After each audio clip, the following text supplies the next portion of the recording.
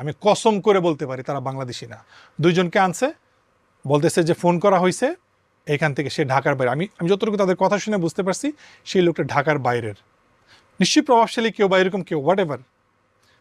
হ্যাঁ, ওনারা এমনভাবে বলছে যে আমরা প্রাইম মিনিস্টারকে ছাড়া কাউকে করার টাইম নাই আমাদের, শুধু অ্যাকসেপ্ট প্রাইম মিনিস্টার, ওনারা এইভাবে বলছে।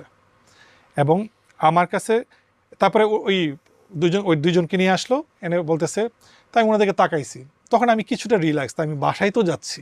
ওই দুইটা লোককে বলতেছে রবিবারে সকাল 8টায় স্ট্যান্ড বাই থাকবা এখানে।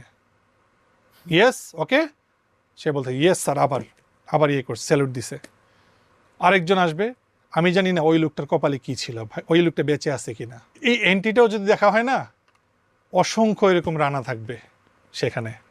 আমি দেখি যে প্রথম নামটা আমার উপরে ছিল ওই দিন, মানে ওই দিনে আমাকে নিয়ে ওনারা টানা হেঁচড়া করবে, ড্রামা করবে।